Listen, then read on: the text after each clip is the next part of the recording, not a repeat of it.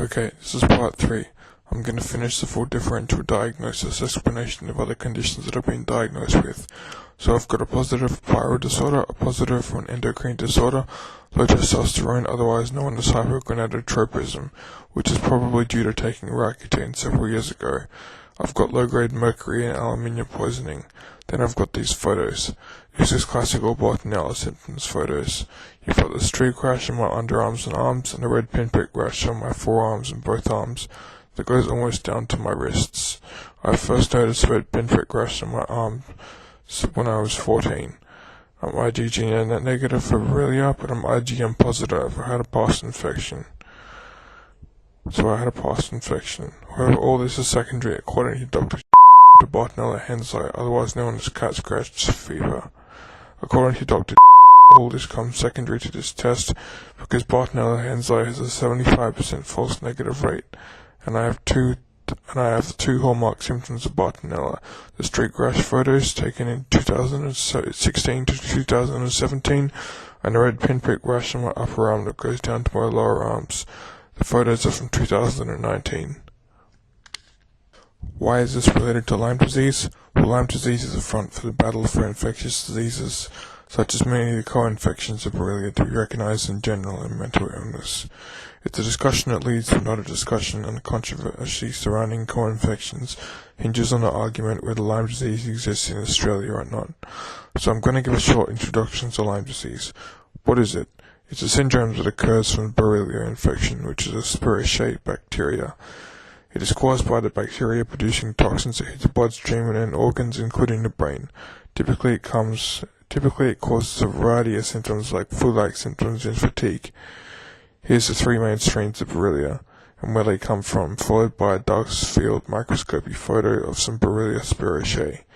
These 3 strains of Borrelia disease are known as classical Lyme disease. To summarize what I've said so far before I talk about Lyme disease, the same accessibility for treatment and consensus about tests and symptoms exists for Bartonella henselae as Lyme disease, and the best evidence for this controversy that exists for many infectious diseases is the Lyme disease debate. These debates are linked because Bartonella is one of the co-infections to Borrelia, as well as being transmitted from cats. If you are bitten by a tick, you can get Borrelia plus up to 5 other co-infections. Okay, so the controversy in the US surrounding Lyme disease, as you can see, is about epidemiology, the features, the pathobiology, and particularly emphasis on the testing and treatment, and it's fairly similar in the UK as well.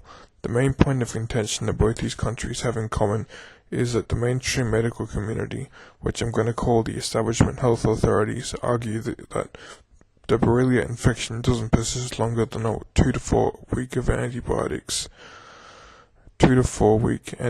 course, and any symptoms past this period are simply an after effect of bacteria on the body, which they call post-treatment Lyme disease treatment syndrome. The controversy in Australia surrounding Lyme disease is a little bit different from that of the UK and the US. The establishment medical authorities say that Borrelia does not come from ticks in Australia. They also argue there is an epidemic of classical Lyme disease in Australia because Lyme disease is not transmissible from human to human. This is one of the contentious points in the UK and the US. And there is no indigenous Lyme disease in Australia, is something that they also try and argue. Okay, here's another picture of my Borrelia test, followed by the company website and a NATA accreditation, which is the highest form of internationally recognized accreditation. I'll discuss the significance of this later. There is no interest in treating classical Lyme disease by establishment health bodies in Australia, so my argument is that if this is true, why would Australian health bodies have any interest in seeing if Australian ticks carry pathogens that are transmissible to humans? I'm going to talk about 3 myths that establishment health authorities try and perpetuate, then talk about the Senate inquiry that happened from 2015 to 2016 into the existence of Lyme disease in Australia and look at the aftermath of it. There is a generally accepted paradigm in all countries around the world that where there are ticks, these ticks carry pathogens that are transmissible to humans and cause illness. Establishment health authorities insist on using NATA-accredited labs, despite the fact that NATA itself cross-recognizes other pathology accreditation licenses from other countries through a reciprocal agreement they have with other countries. To the best of my knowledge, no other country has rejected the validity of this NATA agreement except Australia. Here's 3 pervasive myths that establishment health groups try and propagate. Number 1. There is available treatment for people who have been diagnosed with classical Lyme disease, and people who have been treated with these regimes at public hospitals. This is simply not true. There is no treatment protocol in the public health system to deal with Lyme disease. Here's an example of a woman at Royal Perth Hospital in Perth, WA, who the hospital refused to treat but detained. If this doesn't happen, hospitals turn people away. Here's the example of Carl McManus on the Carl McManus Foundation webpage. He died in hospital after being refused treatment for his Lyme disease. The second fallacy is that Borrelia has never been found in any Australian tick, which is not true because a Murdoch University research group headed by Peter Iwan found a new species of Borrelia in Australian ticks, as you can see from this update on his research published in 2016. The last myth that establishment health authorities try and perpetuate is that there is no epidemic of classical Lyme disease in Australia. Given that they haven't done any research projects into this is impossible to determine because Lyme disease is not a notifiable illness. I'm going to explain why the Senate inquiry appeared to be uninterested in Borrelia and tick-borne co-infections being present in Australia. Basically, they didn't question the bureaucratic red tape surrounding NATA and non-NATA accredited labs. A year after the Senate inquiry finished, the TGA, the Therapeutic Goods Administration of Australia, banned PCR blood tests on Borrelia. The reason for this they gave was so many people, in their opinion, were testing positive on PCR, and it wasn't accurate enough, and people were being put on antibiotics who weren't actually positive for Lyme disease. Since the Senate inquiry, Lyme disease is no longer called Lyme disease. There'll be a new acronym for it. Lastly, after the Senate inquiry, $3 million was made available for research into tick-borne diseases, though it's not clear where the money will go.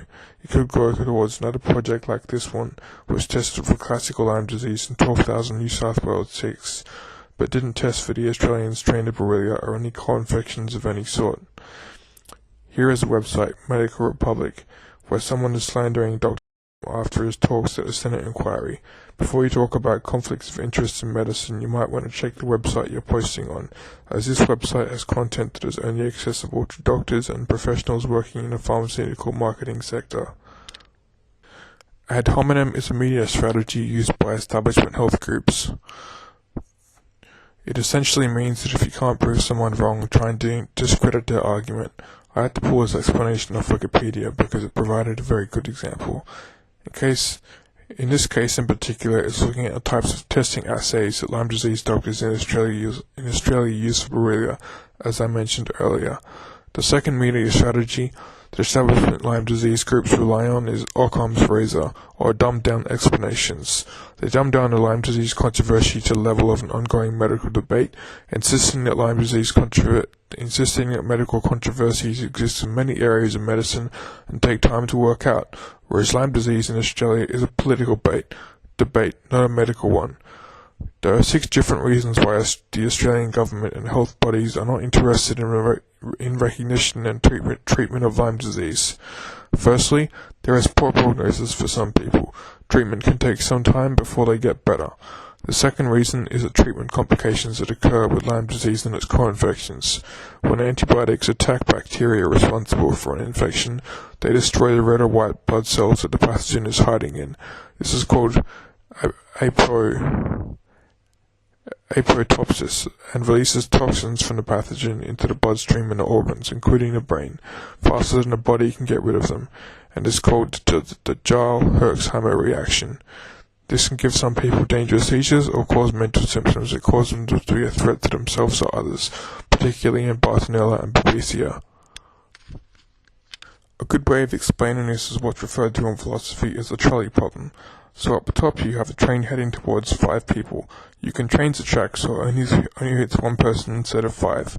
Now I'm going to add some labels to the figure. Australia has universal healthcare, which means everyone is helped with every illness. This is an analogy to demonstrate that there is an opportunity cost of putting money in any sector of healthcare and resources, not just liquid, showing that it can't be put in another sector. Treatment of Lyme disease can be quite intensive in terms of putting someone on a 6-month intravenous trip of doxycycline, which could be used to help other people with other treatment outcomes and who need to use the bed less. Here's submission 845 from the Australian Senate inquiry into the existence of Lyme disease, explaining that Medicare won't cover the cost of antibiotics and won't reimburse money for tests unless they're not accredited. The third reason is that health insurance is designed differently in Australia from the US and the UK. In the US is the only first world country without universal healthcare. The healthcare they have gives people very, very little, and the treatment of healthcare has essentially been outsourced to the private sector. The UK, which is similar to our model, doesn't give people a lot of money. It's quite commonly regarded as giving people not enough money to get back on their feet after they become unwell. But the Australian version of healthcare is that we give people enough healthcare to get back on their feet. So you need a Lyme disease treatment protocol that actually works and gets people recovering, and the bar for getting people well is so high there would be a massive cost of treating Lyme disease effectively versus the other two countries where they say it goes away after 2 to 4 weeks of antibiotics, whereas people in Australia wouldn't buy that. The fourth reason is what I'm going to call the domino effect. When one state recognizes that Lyme disease and other tick-borne diseases exists in Australia, then all the other states have to admit it as well. And one state doesn't necessarily want to influence the responsibilities of the other states in terms of their fiscal responsibilities and duty of care. Fiscal responsibilities of the government to pay for the health care and out of tax money, and the duty of care of the medical providers, so it's quite a complex problem. The fifth reason is once establishment health authorities in Australia admit that Lyme disease comes from Australian ticks, they also have to admit that there are other co-infections and take responsibility for these as well under universal health care. The sixth reason is the Australian strain of Lyme disease seems to have mental symptoms rather than fatigue or flu-like symptoms, like classical Lyme disease. This is much harder to treat with different types of prognoses. In the long term, it would require more healthcare resources. So who's responsible for blocking recognition of Lyme disease in Australia? I think I've insinuated that someone is trying to block the recognition of Lyme disease in Australia, and if someone is doing it, it is the state and federal health and political bodies who have an interest in blocking Lyme disease recognition in Australia. It is not a conflict of interest between medical professionals and pharmaceutical companies. It's not medical practitioners' egos. It's just that these bodies don't want fiscal responsibility and a duty of care to provide health care for people with these infections.